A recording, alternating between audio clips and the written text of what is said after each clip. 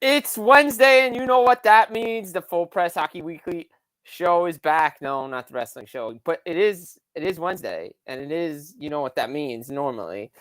Yes, Dynamite's on later, but that's another show for another time. But it's the Full Press Hockey Weekly show here. I'm your host, Jim Berenger, the voice of Full Press Hockey. Chris Wassel will be along with us in a few moments.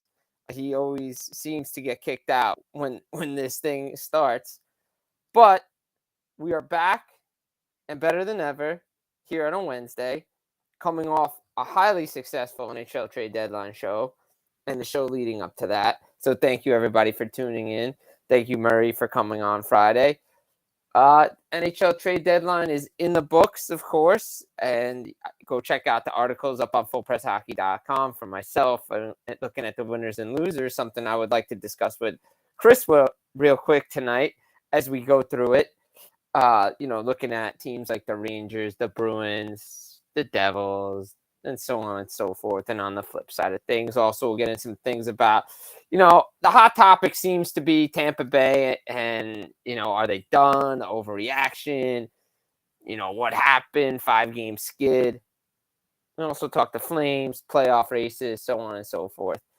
But off the top, like I said, the NHL trade deadline come and gone on Friday. It was a slow day. Not too many trades. I mean, we had some trades announced on the show, but all in all, a lot of minor trades going on Friday in regards to the trade deadline. And, one of the big things I looked at is what teams improved and how teams come out of this trade deadline with the new pieces. Hey, everybody, welcome in Chris Wassel. Hey, I just like to drop in randomly. Like Tampa Bay's bagel in a certain second period over the weekend. We'll talk about that later on. We'll talk about Tampa because we'll talk about bagels. We'll talk about bagels. They were trying to chase the record from 2000 that the Leafs set with 6 shots on goal in a game. But no one seems to have touched it yet. But I saying off the top, the NHL trade deadline is come and gone. And, I always like to see how teams perform coming out of the deadline and new pieces that have come in. And, it's easy to say, and like I said in my article on fullpresshockey.com, yeah, shameless plug, but I did say we're going to talk about winners and losers from the trade deadline.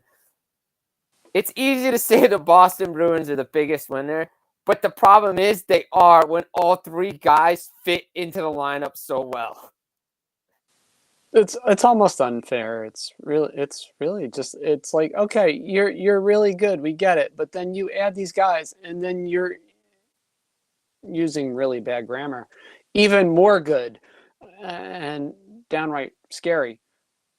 You sit there, it's like, okay, well, Orlov starts off with 7 points in 4 games. I mean, he got 9 points in 4 games, number 1 star of the week. Yeah, it just ain't right. And yet it works. I mean, look, they've thumped a couple teams along the way. They made some statements. I'm sure Brad Marchand said some things about not going to certain all-star venues in the future. We're having a little fun. But if you look at what Marchand said, it was funny. It's funny, but it's true. Yeah, I mean, it's not. All right. It's not rocket science. Yeah, it's not really rocket science. For people that are actually getting mad about this, he's not wrong. I mean, nobody, likes to face this reality, but in the winter, do you really want to go? Does an NHL player want to go to a cold weather climb? No. Or even like a chilly weather climate? No, they want to go. They want to go south. They want to go L.A. Nope. They want to go Vegas, Nashville, or Florida. Except for this year, because it snows in Southern California now. Oh. Right, exactly. But look, the Bruins, the pieces that they've added, Orlov, Garnet Hathaway, Tyler Bertuzzi. Bertuzzi plays his first game against the Rangers, gets a point. That third line is ridiculous. And that's a great play by them because Taylor Hall's out for as long as he's going to be out, and Foligno's out, and he just fits right in. Orlov, yeah, we're just going to slot him in the top 4, get 9 points, 4 games. All right. Hathaway's just the perfect Bruin. No problem. Don Sweeney added depth, and that's what they did. And the Bruins continue to roll 10 straight. Yes, I know our producer is a big Bruins guy, but you know what? When the team is the best, uh, you know what? You have to talk about them because they're having a historic season. And guess what? There's nobody better than the Bruins right now. Nobody. And we lost Chris again. As I said, nobody's better than the Bruins right now. Oh, he's back. It's Am I sad. right? When you have to talk about the best team in the league, I mean, they're the best team for a reason. Right. And yeah, it doesn't hurt that they have like obscenely ridiculous numbers and all those. Again, this all gets sort of scrubbed to zero come to the playoffs. But honestly, like we said, the only team that is going to probably beat Boston in the playoffs It's Boston. is Boston, because It's like Tampa all those years. that's what happens with these juggernaut teams usually that run roughshod through the regular season. The team that usually beats them is themselves. I mean, obviously Tampa, Columbus. Let's see, Detroit. Those few years where they were really on a ridiculous run and they just ran into just ran into whatever. I mean, could it happen? Yeah. Right now, is it likely? No. No, because we just don't know. I mean, people are asking, well, which team could give Boston trouble, and it's like nobody. Right now, nobody by themselves. I mean, anything can happen. Great example of this. Not hockey, but still an excellent example of, something where it's like, okay, this should happen. We're going to get to the finish line. Watch the NASCAR race Sunday. Kyle Larson is cruising along. He's going to win the race on Sunday. He's going to win the Pennzoil 400 by at least 3 seconds. 4 laps to go. Spin out in turn 4. There goes a Ford spinning around. Caution comes out. Has to pit. Wouldn't you know it, even though he pits 2.25 seconds ahead of his teammate, William Byron comes out of the pits first, holds off everybody, wins the race. Look, it's not that Kyle Larson had a slower car. It's just something happened where they beat themselves. Again, you don't know who or how. It's sort of just oops. It's something that can't always be explained. No, it can't be explained. I mean, look, we've seen it, Jersey's teams in the late 90s before they won cups and everything. Right. But this team's faced adversity. They've seen it all. Omar could be the biggest question mark. He's going to be fine come the playoffs. Yeah, but Boston's the only team that really can beat themselves. Looking at other winners across the board, you could say New Jersey getting, filling needs with Meyer and Lazar. You could throw the Rangers in there, obviously, because they got the biggest names with Tarasenko and Patrick Kane and guys like that. You could throw in, the Islanders for what they did with Horvat, Minnesota for what they did, Ottawa for how they were able to get Jacob Chikrin, and the list goes on. I mean, we can throw even Carolina in there to me. I do like what Carolina did, especially with Gostisbehere filling a need. I mean, I know it seems like every time they get a guy like this, he magically does pretty well. Yeah. Even I do like Klingberg in Minnesota. It definitely serves a need because what I can't believe I'm saying this, Jim. With Matthew Dumba playing actually well over the last 2 to 3 weeks, I don't know how long that will continue. No one does. We don't. Again, these are like things out of the X-Files. If Minnesota can manage to score a few goals, even though the Vegas says no. Interesting. They are the Western Conference Islanders basically at this point. It seems like it. It feels like they play 2-1 hockey, 1-goal games every night. Six straight unders and 8 of the last 9. By the way, for the team under, they are the new version of the Islanders. I'm banking on one tonight. So again, these these are the handful of winners. There are I still You could even will throw put Toronto in there you could too, put because they filled a bunch of needs with the O'Reilly trade, with the Acharis, bringing in a Jake McCabe, Sam Lafferty. You have Luke Shen right. and Gustafson. And they've shored up areas that they needed because, well, let's face it, those are the areas that's really cost them in the playoffs. Obviously, certain guys not stepping up, doesn't help either. But Toronto has a lot of variety now. Is it too much variety? Did they change it too much? We're gonna find out. But right now, it doesn't look like it. It seems it's working.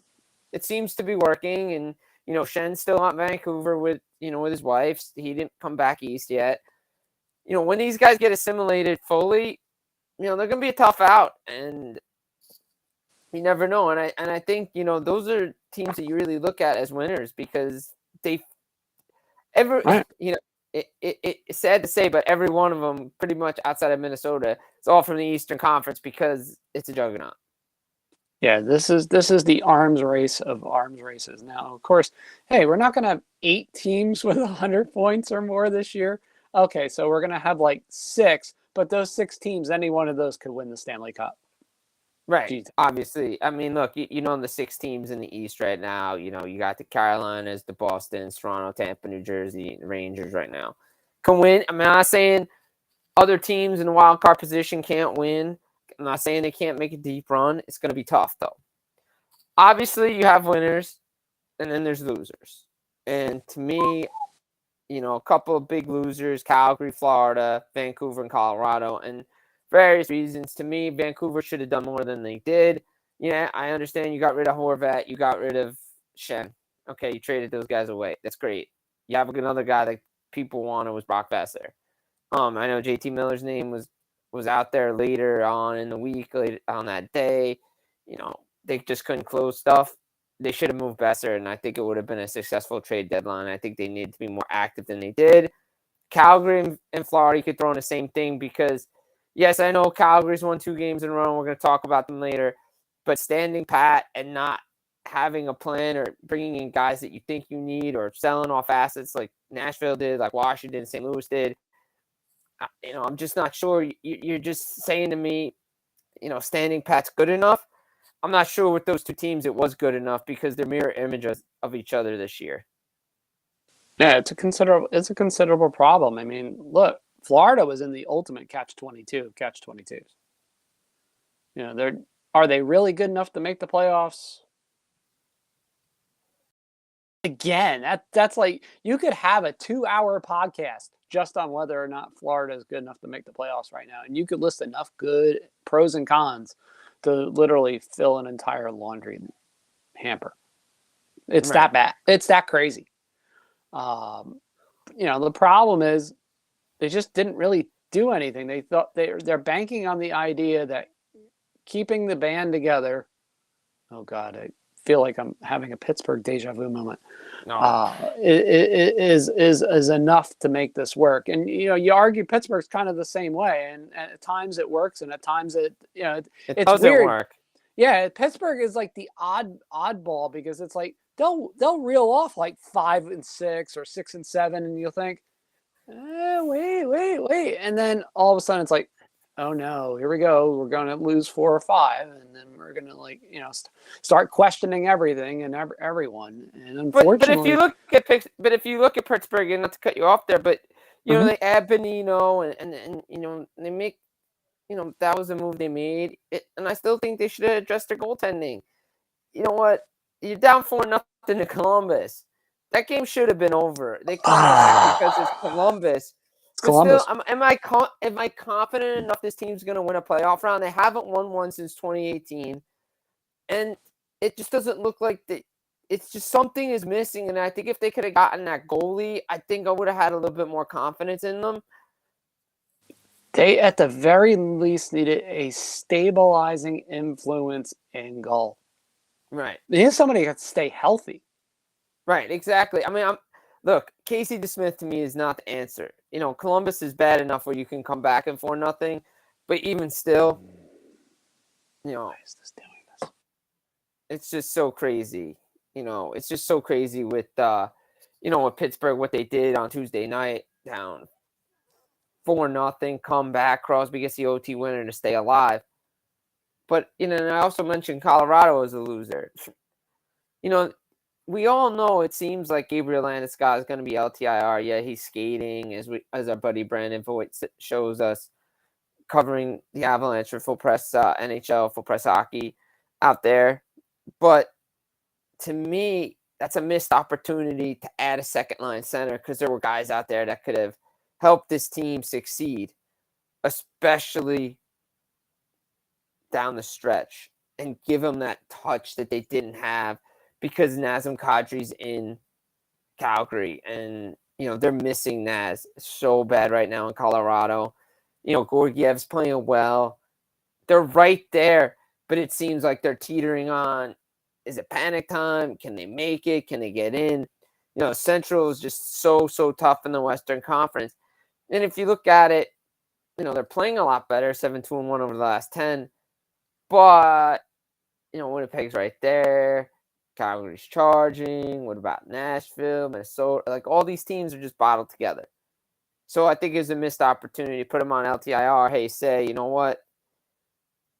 And, the moves that they made with Eller, as Brendan points out, Jack Johnson coming back. Okay, those are great moves. Those are depth moves, but that's not the move they needed to make because they don't have a second-line center.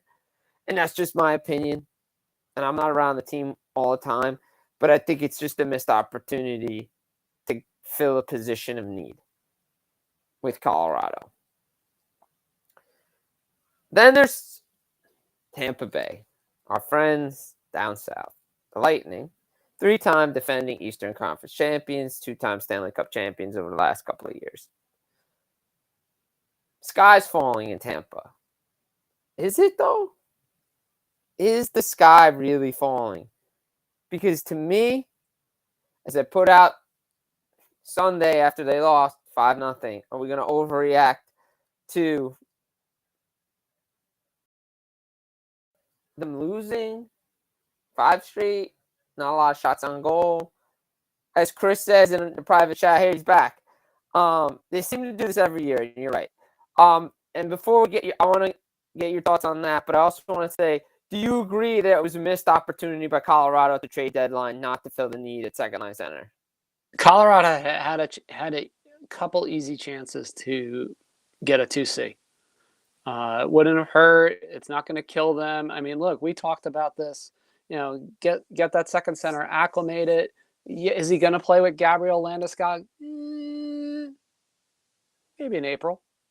But that doesn't matter. You could get somebody for pretty cheap. And look, Lars Eller at this stage of the game, not the answer. Nice enough bottom 6 forward, but we're talking bottom 6 now.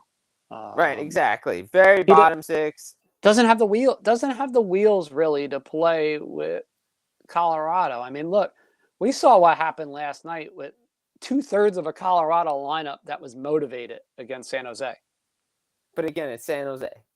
I understand that, but you could see it's there, but it's still, even then, even at 6-0, it's like something was missing. Right, but again, Colorado did their job and beat a bad team, and that's what they need to do to get in the playoffs. Right. You have to beat bad teams to get in because those 2 points are crucial. But like I said, missing an opportunity because, Jack Johnson, I get it. But the price is expensive, probably. But again, our opinion, missed opportunity. Like I said, Tampa, look, they do it every year. Am I going to, the sky's falling, overreact to the Tampa Bay Lightning losing 5 straight?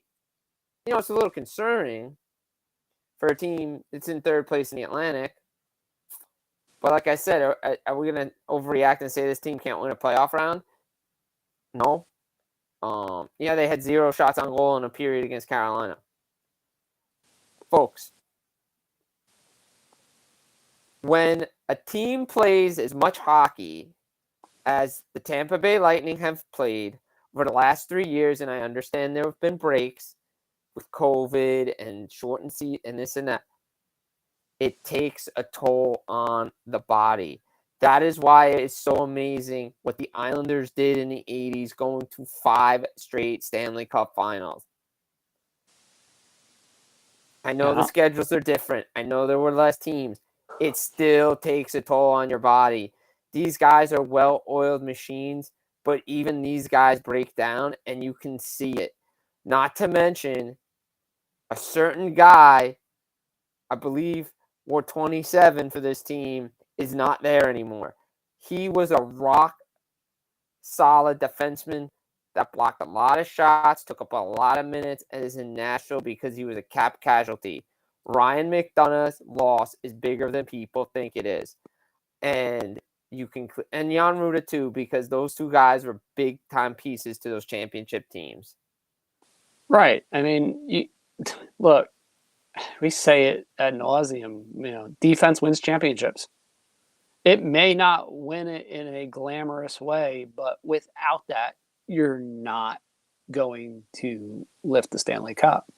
And lose those pieces, it makes it more difficult. It also makes it more difficult when you have other defensemen on your team that are now out with injuries themselves. I mean, yes, Eric Sornak did come back, but Victor Hedman has not. And that's it's concerning. Bit troubling at this point, because for a while we didn't even know what was going on, just knew he was out. Right. So, I mean, look, to me, Tampa's fine. I think they're going to be on the road against Toronto. I think the gap's too wide right now for them to get home ice. But they still have the best goalie in the world, and they know how to turn it on. Now, they've adjusted the style of play that they've had over the last couple of years, and you could see it last year. They were playing more defensive-minded and working on turnovers and not driving the play as much as they used to in the first 2 runs to the Stanley Cup final. Yep. But I'm not concerned about Tampa Bay whatsoever. Like, I'm just not, because they're still in a playoff spot, securely in a playoff spot. And when you have Stamkos, when you have Kucherov, Point, you have Hedman on the back end when he comes back. Oh, and by the way, you have Andrei Vasilevsky. Until somebody beats this team in the playoffs, yeah, Colorado did it last year in the final, no one's beat them in the East yet for 3 years. So until somebody does that, when they get in the playoffs, how you not pick against Tampa? We have some technical difficulties on Chris's end tonight. Unfortunately, he's bouncing in and out. But, again, I want to get his thoughts. Like I said, you betting against Tampa when the Eastern Conference playoffs start? No. And I'll tell you why I'm not. I can't. No matter how much you kind of want to at this point, the thought is tempting. It's Toronto. Right. I mean, you have to show an ability to get over the hump. It's been only 2 decades. I mean, I understand they've done everything they possibly can. It's up to the players at this point. It just is. And it's like, you know what? We could talk about it till we're dead. And it's going to just keep bouncing. And bouncing, and bouncing, and bouncing. We could talk about it till we're blue in the face. Is it a great opportunity for Toronto this year? Yes. As Braden points out, the pressure's on Toronto because this is the best opportunity outside of playing Montreal and when they had the divisionals set up the way they did. But the pressure's on Toronto. This is their best opportunity this year. And it's crazy to think that they could do it, but the problem is if Vasilevsky stands on his head for 4 games, the series is still over, even if they light him up for 3. But the opportunity is there because I think Tampa defensively is more vulnerable than they've been. Yep. Now, that doesn't mean they just don't turn it on in the playoffs. They can. But, the opportunity is there for Toronto. The key for Toronto in that series is going to be up the middle. Yeah. They absolutely have to throttle Tampa when it counts. Now, they did that last year pretty well. Except for Game 7. Except for Game 7. The first 6 games of that series, they did exactly what you needed to do to beat Tampa Bay. And it still wound up being split 3-3 going into a game 7. And they were up in game 6, and it went to overtime. Right. So they had chances. It's just, can you seal it? That's it. It's, this is put up or shut up. You either do it or you don't. Or you don't. And that's a great segue into the next topic here, because we're talking about the Calgary Flames. Seems like everybody right off the Flames on Monday after pitiful performances. And I'll be one to say, this team this year has not played consistently well enough to be in the playoff mix, but they still are in the Western Conference. Considering, the wild card spots are pretty much in range because one of those Central teams may drop out. Jacob Markstrom's starting to look like the guy that he was before the Edmonton series. If he can continue to do that, the Flames are going to be trouble. But can they do it consistently? Got back-to-back divisional wins against two very good teams. Minnesota especially, because Minnesota just beat them the other night 3-0 in their own barn. And to get a 1-0 shutout in a shootout, that's big. Yeah, you give up a point to Minnesota, but the night before you didn't give up any points to Dallas. So, you survived. You survived. The problem is, for me, I think the gap is too wide in the Pacific to get in, and they're going to have to knock out one of those Central teams to do it. It's going to be tough. I mean, their schedule doesn't set up well either, and that's been a kind of a talking point going through this. All right, so using basic hockey math, as we like to call it, Calgary only has 17 games left, which doesn't sound like a big deal, but if you look up there, there's 7 points looking up at Edmonton right now. Then you're still another 4 points to Winnipeg, who, by the way, has a game in hand on. Colorado, that ship has sailed. Obviously, Minnesota, probably not catching them either at this point. Again, it's the too many teams to hop theory. You're either in that final spot or you're not. Bust, basically. The other problem for Calgary arguably is, and we talked about this, look at the last 10 games. Dead straight 500. Not good enough. And it seems like that's the thing. You've got to believe 95 points probably gets you in the playoffs at this point. In the West, absolutely. That's almost like a minimum based on what we've seen. I know you can go through Money Puck and you go through all the projections. Just go to the Chris Wassel Eliminator because it gets it right. And it's not just because I'm putting my name on it. It's just one of those things where it's like you see the trend. This is what needs to happen for Calgary to make it. And it's a tall order. Even for them to get the 95 points. Jim, they have to rack up 24 points. That's tough, man. Do you honestly think they can go 11, 4, and 2? And arguably they may need a few more ties along the way too. I think they're going to need a few more wins in regulation. That's the big problem. They could get the 93, 94 points and not have the regulation wins because of all those ties. It's a tough uphill climb. Nazem Kadri's been great in there. Huberdeau has been, he's starting to come around. They're starting to come around, but was it, But I think it's too little too late because they needed to start doing this a month ago. At least a month ago. And they just haven't gotten off to that. They haven't been able to put it together. Maybe it's a one-off and it's like, okay, new pieces come in. It's not fantasy hockey. We could just do whatever. And maybe next year is when it all clicks. Who knows? Maybe. I mean, to be fair, look, the next few games are winnable. I mean, that doesn't mean they can win them. But that's the other issue. Can this team hold it? Look, even against Dallas, they were up 2 goals, and it happened again. Yes, right. I get it. I understand. They won in regulation. I understand that. They did manage to pick themselves off the mat and win. But Can you trust them to hold a lead? And it was late. That was what Toffoli with 6 seconds left won the 6 game. seconds left in regulation. So I mean, you don't know, and they're going to be playing. I mean, it feels like if you look at the schedule over the next month, it feels like I'm like a washing cycle where it's just like you see the same few teams over and over and over again.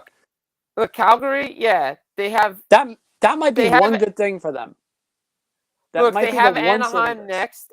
They have Anaheim next. But Ottawa comes in after that. That's no easy out.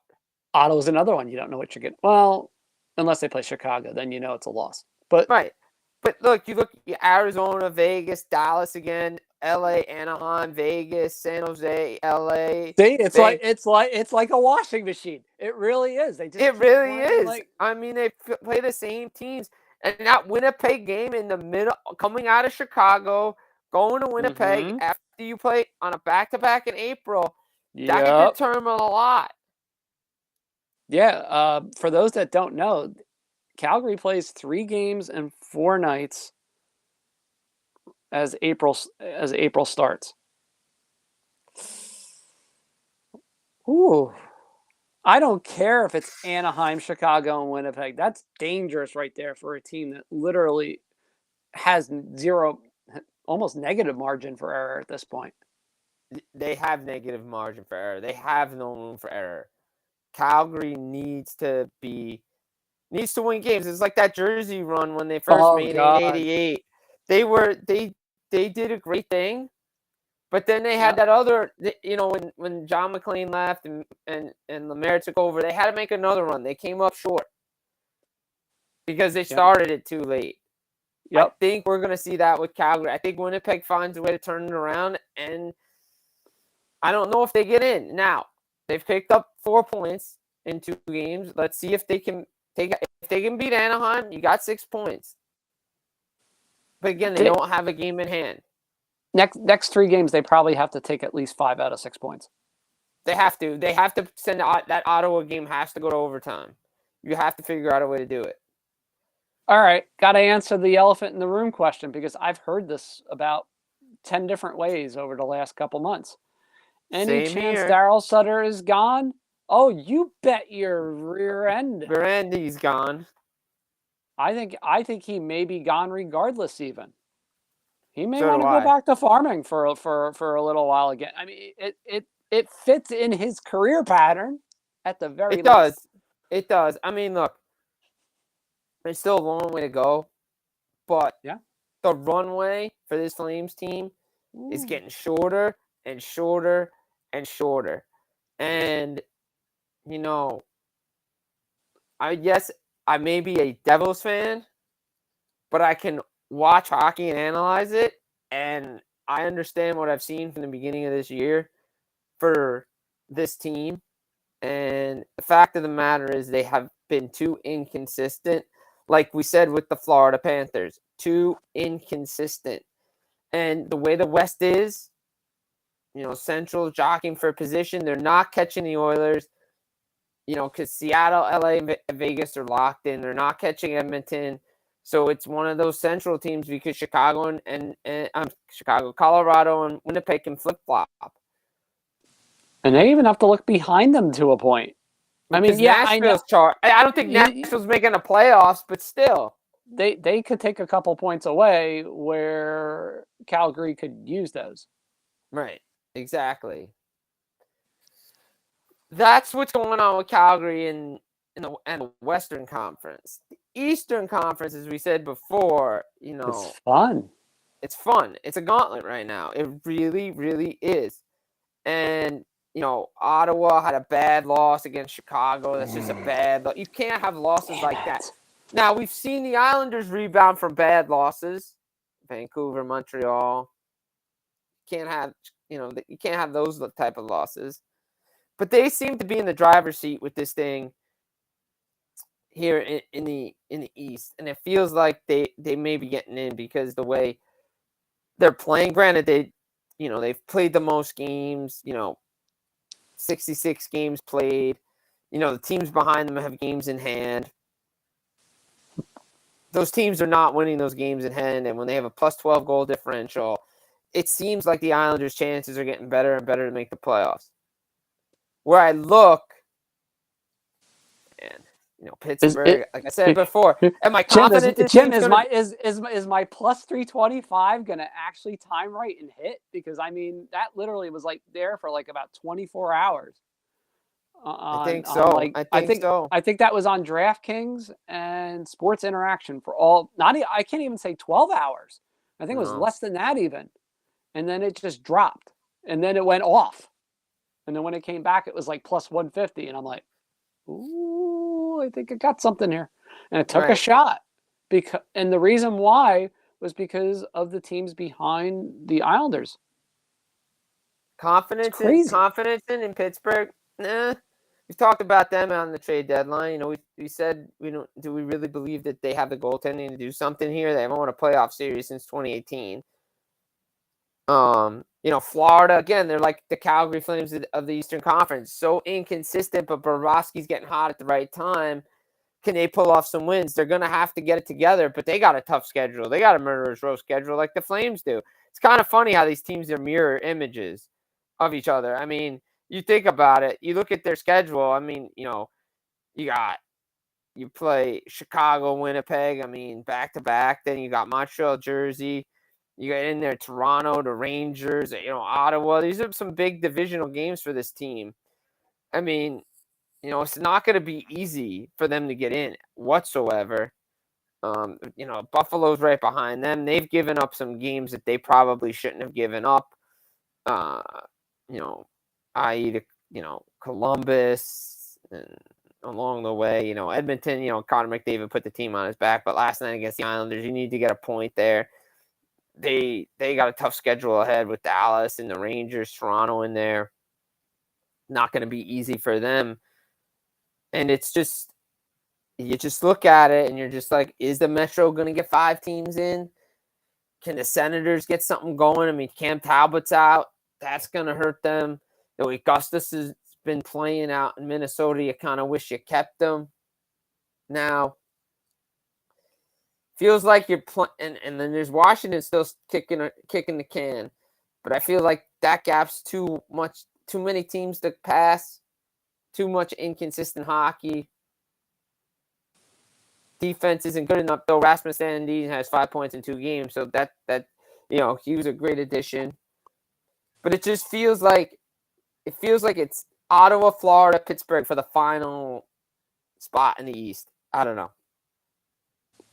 Yeah, Buffalo. It's kind of a shame that they have 3 goaltenders, and unfortunately, the one guy you want to root for, or the most experienced, is almost 42 years old. Exactly. He's probably arguably their best goaltender at this point, and he can't play every night. He just can't. He flat out even said it. He's like, I could try, but it's just not. It's not going to happen, and it shows when they try to play him like more than twice a week. It just goes horribly bad. Exactly. And it makes it rough. For, what's an uphill climb for an up and coming team? Didn't help that, of course, Alex Tuch getting injured either. No, that's a huge loss for the Sabres. I mean, offensively, Tuch is such an engine. How much does Vegas wish they had Tuch right now? Oh, they wish they kept him. Yeah. You have to say it for what it is. Tuch is an unbelievably talented forward that just creates. And he fits so well in Donnie Granato's system. He does, and that's the key. That is the key with Buffalo's system. You see the pieces. You see the things starting to come together. It really, for them, comes down to can their bottom 4 defensemen come together next year?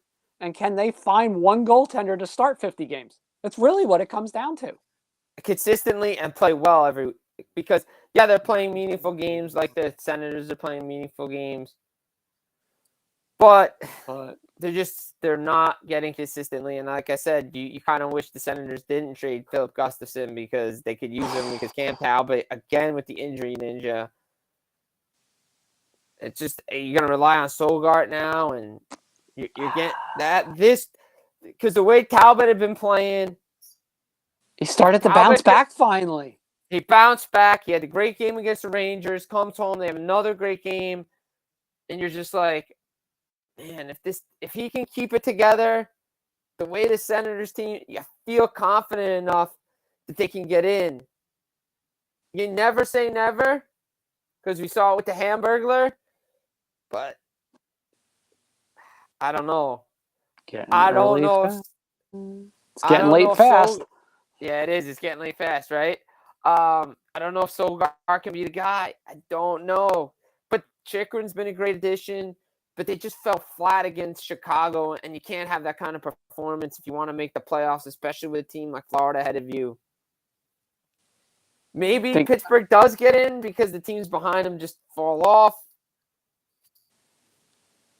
I think Pittsburgh's okay. It'll be touch and go for a good while, but ultimately they're going to get in. I heard this today. They have 11 games remaining on home ice. Yep. I think that's just enough of a recipe to get in. I think so too. I think it is. So we may be getting 5 teams from the Metro Division. Who knows? I mean, look, it's very, very every game. Like you guys want to talk about, everyone wants to talk about expanded playoffs and playing around. You had a play-in game yesterday against Buffalo and Islanders. You're getting play-in hockey right now with the teams battling for this wild card spot. This is your play-in round, basically, for the next 5 weeks? Right, next 5 weeks is play-in round. Well, why do you think when we were younger? Why do you think when the infancy of things like center ice, back in the early Loved days? it, Why do you man. think that last month was like $20, and it was like the dash to the playoffs? They showed every stinking game, even if some of them were in jumbo vision. It didn't matter. $20. You would always pay the $20 because you got the last month and the playoffs for $20. You couldn't beat it. You couldn't beat it. And people forget that back then the first round or two was mixed on center ice. So it was. You would get lucky. You would get probably feeds that you were not accustomed to getting normally. Canadian feed. That was the best. Whew. I'm not gonna lie. It's good stuff. It's why I subscribe to the things I do now. It's like, yeah, it costs more, but you know what? I have that option to get different feeds. The better feed? You mean the better feed? Yeah. Absolutely. Not going to lie. Nope, not going to lie. But it's crazy. It's crazy. It's so crazy that we are getting closer and closer to the end of the regular season. Trade deadlines passed. Teams are positioning themselves for the playoffs. The top teams are the top teams. Devils are in striking distance of maybe catching Carolina. Who knows? But I will say, I can't wait for this stretch run. And of course, we'll be with you along the way, as we always are. Always. Here at Full Press Weekly Show. Also, don't forget to check out our podcasts as well. We've got a bunch of them. But thanks everybody for tuning in here on a Wednesday. Roll through these things quick. Chris Wassel saying bye-bye. Jim Berenger, your host, the voice of Full Press Hockey. Check us out, fullpresshockey.com, Full Press NHL on Twitter, YouTube, Spotify, iTunes, wherever you get. Just find us. We're everywhere. Like the Johnny Cash song, we're everywhere. Check us out on the radio. Who knows where we'll appear. But again, that's Chris Wassel, Jim Berenger, Ian behind the scene. Thank you everybody for tuning in.